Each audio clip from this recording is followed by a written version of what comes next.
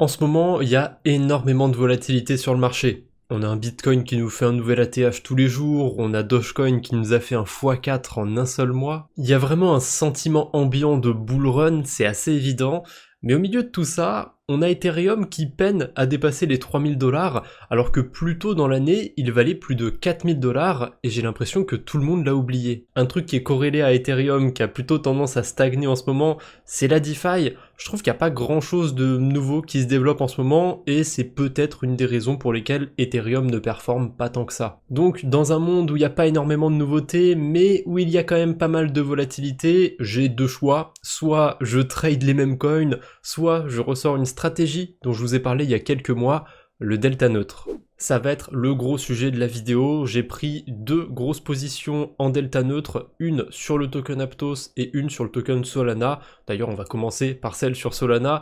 J'ai fait aussi 2-3 carabistouilles autour de Memcoin, on ira voir ça après, et on ira jeter un petit œil aussi du côté de Colend. Les rendements sont toujours débiles, et j'ai fait une petite vidéo dessus sur ma chaîne secondaire, on en reparlera un petit peu. Mais commençons par la stratégie en delta neutre sur Solana. En ce moment, sur Hyperliquid, c'est bien simple. Quand on short Solana, on est payé à 100% APR. Alors, comme tout sur la DeFi, les rendements qu'on voit, ils sont volatiles. Actuellement, il y a 101% et des poussières à shorter le Solana, mais peut-être que quand je reviendrai dans quelques heures, demain, après-demain, ce sera 40%, ce sera 200%, j'en sais rien. En tout cas, plus on a un Solana proche de son ATH, et plus il y a des gens qui sont en train de long, en train de parier à la hausse sur Solana, ça reste un gros actif. Vous voyez qu'il y a quand même 400 millions de dollars de volume sur 24 heures. Hyperliquid, c'est vraiment devenu assez balèze sur la DeFi, il y a beaucoup de volume dessus. Donc le fait qu'il y ait pas mal de volume, le fait qu'il y ait pas mal de gens longs, ça me conforte un petit peu dans ma position. Je pense que j'ai fait un bon choix avec Solana parce que voilà, j'ai une stratégie où je vais être plutôt bien payé et sur un actif qui est pas trop volatile. Parce qu'il faut faire attention aux stratégies delta neutre. Là, si j'ouvre un short sur Solana, basiquement, s'il fait x2, je me fais liquider. Parce que mon short, je l'ai ouvert avec un levier x1, donc techniquement, il n'y a pas vraiment de levier, mais vous voyez où je veux en venir. Et j'ai un ordre isolé. Ça veut dire qu'il n'y a que l'argent que j'ai mis sur ce trade qui est en jeu. Bon, c'est tout l'argent de toute façon que j'ai déposé sur Hyperliquid, mais en gros, si j'avais d'autres trades à côté sur la plateforme, ça ne les impacterait pas, ce trade sur Solana. Alors évidemment, dans tout ça, qu'est-ce qui me paye sur cette stratégie? Eh bien, c'est les fundings, c'est ce que je vous ai dit au tout début. Actuellement, c'est encore en train de monter, il y a 114% APR à ouvrir un short, ça veut dire qu'il y a tellement de personnes qui parient à la hausse qu'ils ont une sorte de frais qu'ils sont obligés de payer pour équilibrer entre guillemets le cours du Solana sur Hyperliquid. Je synthétise, mais c'est à peu près comme ça que ça marche. Comme c'est déséquilibré, ceux qui parient à la hausse, ils payent une sorte de frais, parce que pour l'instant, il y a plus de gens qui parient à la hausse. Évidemment, quand on est en bear market, on peut avoir des fundings qui vont dans l'autre sens, on peut avoir des fundings négatifs, ça veut dire qu'on est payé à parier à la hausse. Évidemment, ces fundings s'auto-annualisés, je vais devoir le surveiller, parce que si jamais il baisse drastiquement, voire s'il devient négatif, la stratégie sera beaucoup moins intéressante. Mais évidemment, pour faire une stratégie en delta neutre, il faut pas juste shorter un actif, il faut aussi parier à la hausse à côté. Alors, en ce moment, il y a des fundings hyper élevés sur des memcoins. On peut éventuellement shorter un memcoin et en détenir dans son portefeuille. Je pense que c'est une mauvaise idée parce que la volatilité est trop élevée sur les memcoins et les stratégies delta neutre, c'est juste un coup à perdre des sous bêtement dessus. Donc c'est pour ça que j'ai choisi Solana et Aptos. C'est des actifs qui sont relativement capitalisés, un peu moins volatiles, même si pour Aptos, j'ai peut-être fait un truc un peu dégène. En tout cas, pour terminer sur cette stratégie avec le Solana, comment j'ai fait pour parier à la hausse? Alors j'aurais pu juste bêtement acheter des tokens Sol, ils m'auraient pas généré des intérêts, mais au moins j'aurais eu mon exposition à la hausse, parce que si on fait une moyenne, un Solana qui me rapporte 0%, plus mon short qui me rapporte 110%, voilà, si on divise ça par deux, parce que j'ai la même exposition des deux côtés, ça me fait un rendement de plus de 50% sur une base de stablecoin.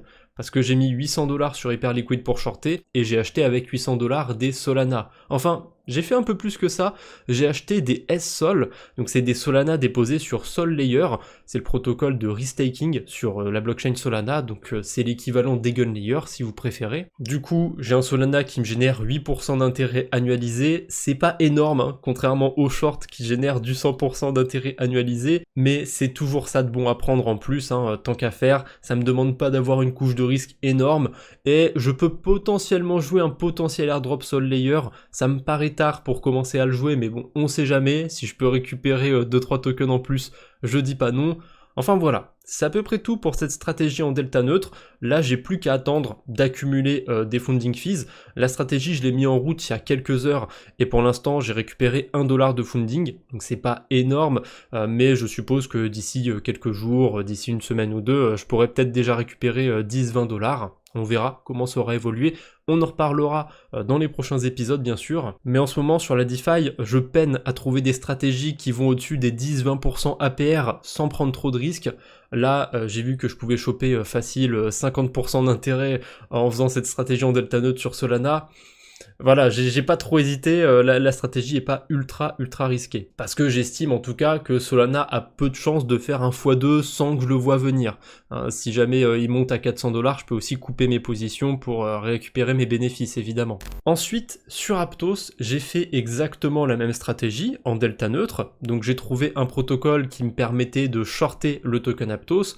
Et à côté, je me suis exposé à du Aptos staké pour avoir une exposition à la hausse. D'ailleurs, j'aurais même pu faire de l'arbitrage, on va en reparler un petit peu, mais je vais éviter pour la simple et bonne raison que sur Aptos, on a un protocole de perpétuel qui en ce moment a des funding rates qui sont complètement abusés. Regardez, les funding rates ici, c'est quasiment 0,02% par heure, donc ça veut dire que je suis payé 0,02% par heure à shorter le token Aptos. Et si je vais voir du côté de Hyperliquid, c'est aussi par heure, et le taux il est de 0,012%. Donc il ne met pas le rendement annualisé sur Merkle, mais vous pouvez facilement faire le calcul dans votre tête. Là on est sur du 150-200% APR à shorter du token Aptos. Alors le seul petit souci, et c'est quand même un gros souci, c'est que on n'a pas de levier x1 sur Merkle Trade. On est obligé de faire un levier x3 minimum, et c'est très emmerdant, parce que ça veut dire que je peux me faire liquider beaucoup plus facilement. Donc j'ai pas prévu de faire tourner cette stratégie très longtemps, sur Aptos en tout cas. Sur Solana, je pense que je vais la laisser tourner un petit peu, mais sur Aptos, dès qu'il y a un peu de volatilité, si jamais le token arrive à 14-15 dollars, je vais probablement couper ma position. Et du coup, pour équilibrer, comme là on a un effet de levier, j'ai mis 300 dollars sur Merkle, avec un effet de levier x3, ça fait à peu près 900 dollars, et à côté, j'ai acheté pour 900 dollars de ST Aptos, donc c'est du Aptos staké sur Amnis, et en ce moment, il y a un truc un peu particulier avec ce Aptos staké sur Amnis, c'est qu'il y a un beau discount, il y a un beau décalage sur son prix, et à mon avis, ça s'explique pour une bonne raison, c'est que on a un airdrop à farmer en ce moment sur Amnis, donc le protocole qui émet le ST Aptos, et ils l'ont annoncé au tout début de leur campagne d'airdrop, ça devrait durer que 12 mois maximum. J'ai pas été revérifier l'article, mais en fait j'en suis persuadé, donc si vous me croyez pas, allez vérifier par vous-même. En novembre 2023, le protocole a lancé sa campagne de points, sa campagne d'incentive, et dedans, dans le document, c'est écrit que ça durerait de 6 à 12 mois.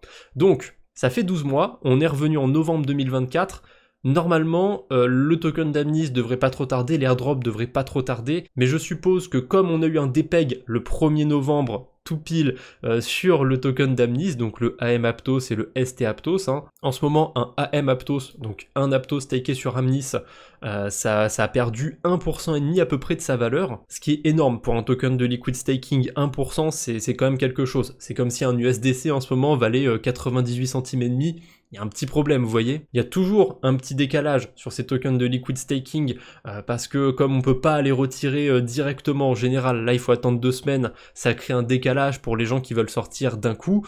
Mais le décalage, généralement, il est d'un demi%. C'est rarement au-dessus de ça. Là, on est à 1,5%.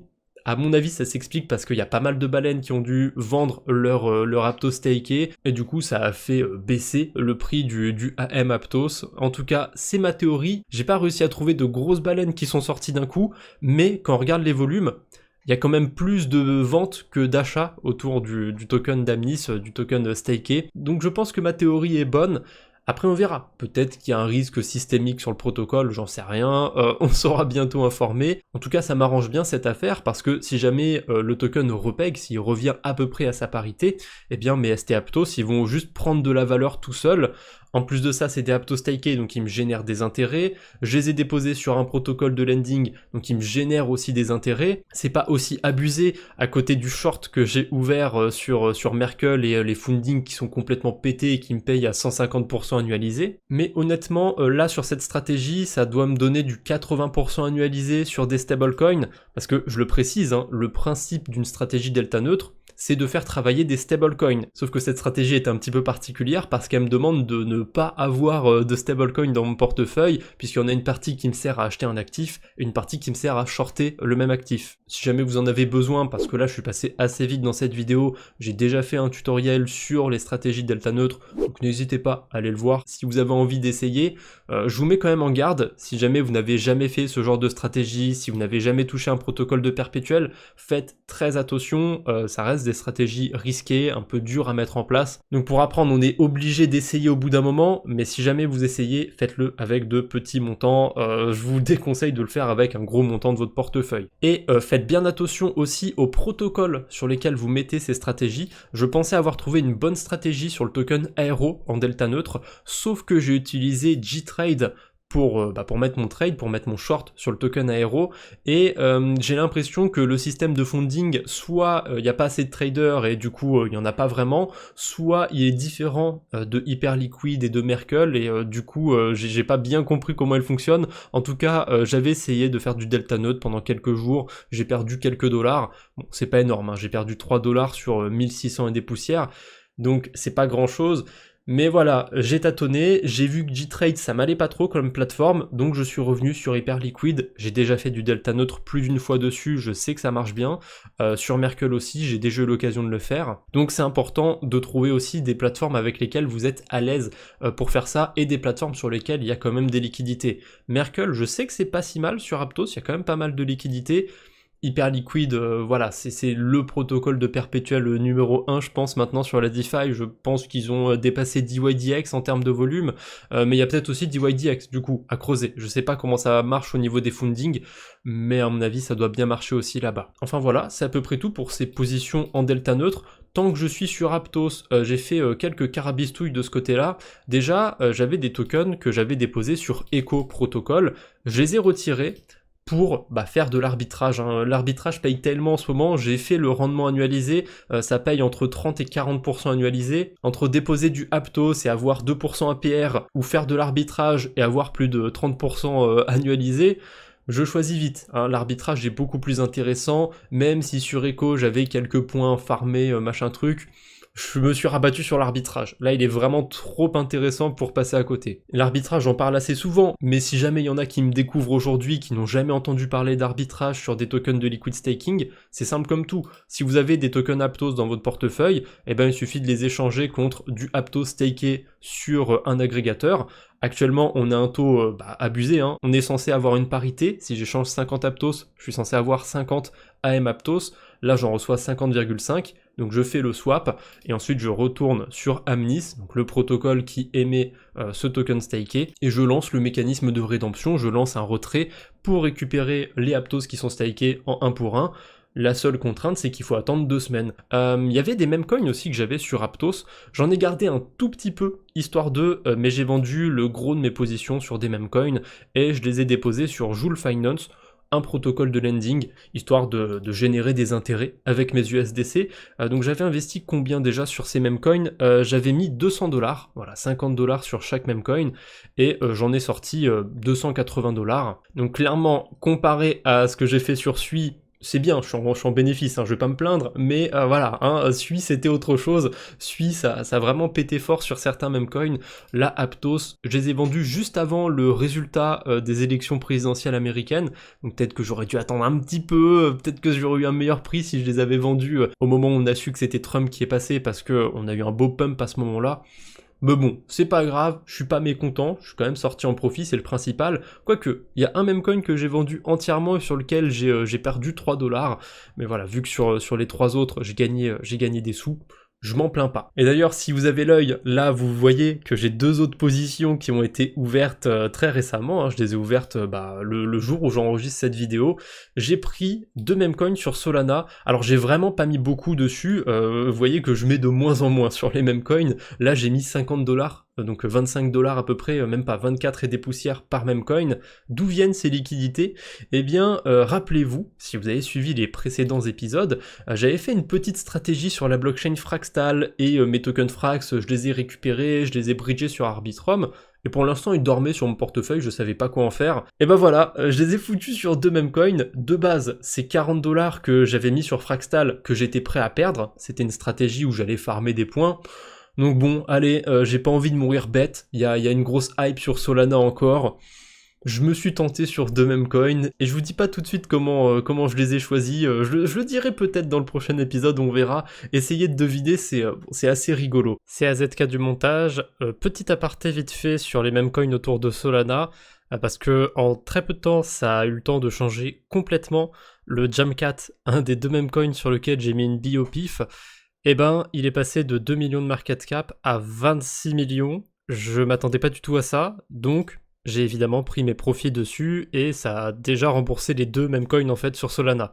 Donc peu importe ce qui se passe maintenant, que les 2 aillent à 0 ou quoi que ce soit, je suis sorti positif de cette affaire. Pour l'instant, il m'en reste encore quelques-uns. Ça vaut une centaine de dollars, c'est juste dingue. Enfin bref, les Frax du coup ne sont plus dans mon portefeuille. Il y a mes positions sur Ether aussi. Là, je suis un gros flemmard.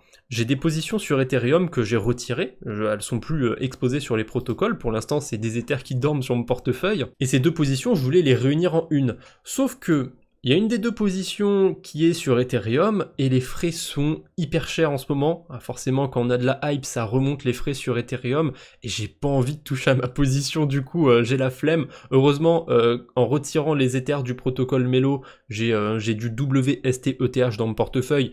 Donc ça reste quand même de l'Ether qui génère des intérêts, même si c'est relativement faible. En tout cas, faut vraiment que je me tâte à refaire travailler ces Ethereum, parce que là, ils dorment sur mon portefeuille, c'est un petit peu dommage. On verra ça dans le prochain épisode. En dessous, il y a certaines stratégies que j'ai coupées. C'est grâce à ça, d'ailleurs, que j'ai récupéré des liquidités pour faire du delta neutre. Donc le delta neutre que j'ai fait sur Solana, c'est des liquidités qui provenaient de Base. J'avais parié à la hausse sur Bitcoin et sur Ether avec des stablecoins. Donc je m'étais exposé à une pool de liquidités en 50% stable, 50% BTC, et une autre du coup avec Ethereum.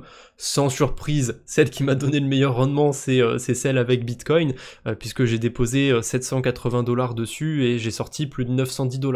Ça fait quand même une belle plus-value, et sur Ether, j'ai déposé 645 et j'ai sorti 719. Après, si j'avais directement acheté de l'Ether ou du Bitcoin avec ces stablecoins, j'aurais gagné beaucoup plus. En fait, le problème de ma stratégie, c'est que j'étais exposé qu'à moitié à Bitcoin et à Ether, donc forcément j'étais exposé qu'à la moitié de leur performance.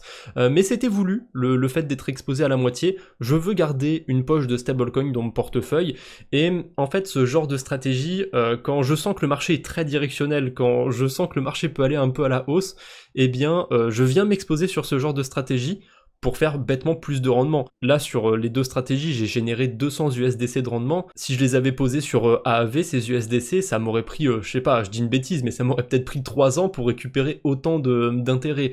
Donc je le vois un peu comme un accélérateur. Quand je sens qu'on est dans une phase plutôt haussière, je me permets de m'exposer un peu plus avec ce genre de stratégie. Ça a bien marché, peut-être qu'un jour je vais le faire et que je vais me planter, mais c'est pas grave, j'ai pas choisi d'être contre Bitcoin et contre Ether au pif, hein. Si jamais ça se passe mal, si jamais leur prix baisse, et au lieu de sortir en stablecoin, je sors entièrement en BTC, entièrement en ETH de ces stratégies, et ça me permet d'en accumuler un peu. Enfin voilà, c'est sorti de mon portefeuille, du coup, ça c'est ce qui m'a servi à faire mon delta neutre sur Solana, et ce qui m'a servi à faire le delta neutre sur le token Aptos.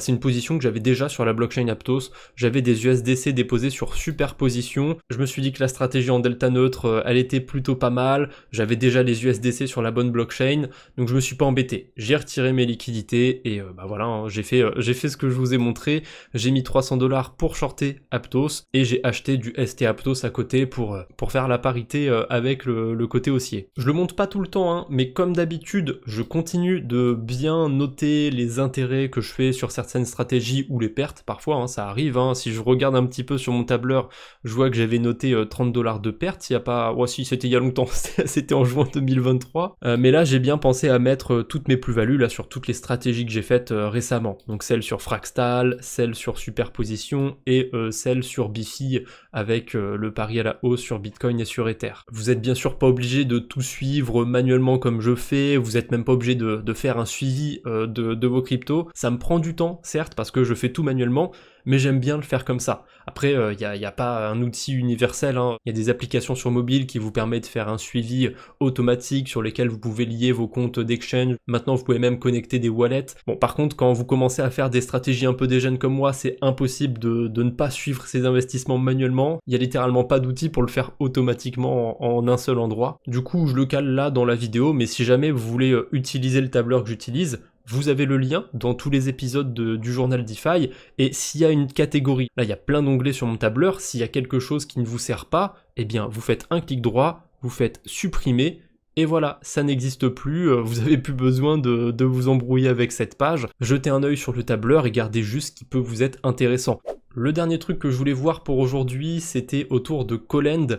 Rappelez-vous, encore une fois, si vous avez regardé le dernier épisode, j'avais des USDC sur mon portefeuille et je me suis dit pourquoi ne pas les déposer sur Colend, parce qu'on a un rendement qui est complètement abusé, 42% de rendement annualisé quand on vient déposer des USDC. Alors le rendement est volatile et le rendement est pas du tout organique, c'est-à-dire qu'il y a une entité qui emprunte des stablecoins sans aucun intérêt, qui va juste générer de la dette dessus. On sait pas trop pourquoi, on sait pas trop qui, mais si ça vous intéresse d'en savoir plus, j'ai fait une petite enquête sur la chaîne secondaire. Bon, la chaîne secondaire fait plus de vues en général que la chaîne principale, donc elle porte un peu mal son nom, et il y a des chances du coup que vous ayez déjà vu cette vidéo, mais on sait jamais. Si vous n'étiez pas au courant qu'il y avait une autre chaîne YouTube, eh bien voilà, c'est le cas, maintenant vous le savez, AZK Crypto Degen, et sur cette autre chaîne, je fais plus du contenu d'actualité, donc des revues de news, parfois je vous fais des enquêtes, parfois je vous fais des quadbos sur la DeFi, où je vous montre des trucs sympas à farmer. Voilà, n'hésitez pas à vous abonner, n'hésitez pas à aller voir cette petite enquête sur Colend si vous l'avez raté. Vous comprendrez un petit peu mieux comment ça marche, pourquoi il y a des rendements aussi élevés sur des stablecoins.